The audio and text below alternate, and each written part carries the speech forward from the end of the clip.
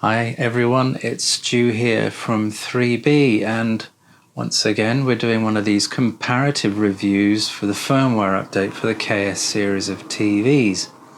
This time we're comparing the old firmware for the 1220 to the current new one which just came out a few days ago, the 1230. And with these updates, what we tend to do is we'll use some 4K stock footage, some sort of various ones with different elements, so they sort of push the panel a lot, where we on one side have the old update, the old firmware, the 1220 on one side, and then on the other side we have the 1230, and it's both running the same content at the same time, sort of spliced down the middle, so you can see it as one video, as sort of one set of content at the same time, but you're watching it on two different firmware updates. This allows you to see if there are any improvements, and in some cases, as we've seen with some of these updates from Samsung, there's some sort of discrepancies and issues as well that we face too.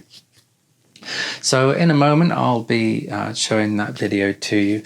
Also, once I've settled down with the update and I've had a good sort of play with some games, there's some brilliant games coming out right now.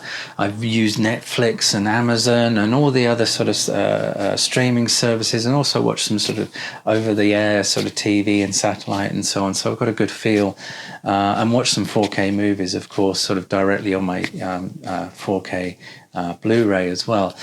It'll give me an idea of whether the settings that I show at the end of this video, which are the ones I currently use for 1220, need to be adjusted for the 1230. And just to note that those settings that you'll see at the end of this video are the ones that I currently use for 1220 and the ones I also used for 1230, just so there's a sort of a level playing field, as it were, so we're not adjusting anything. And then in a week or two I'll come back with the new settings that I believe work best for the 1230, once I've had a good play with some games and watched some good content and what have you. So let me know your thoughts. What do you see? What do you think has improved? Do you own this TV and one of the KS series of TVs and the update that this affects?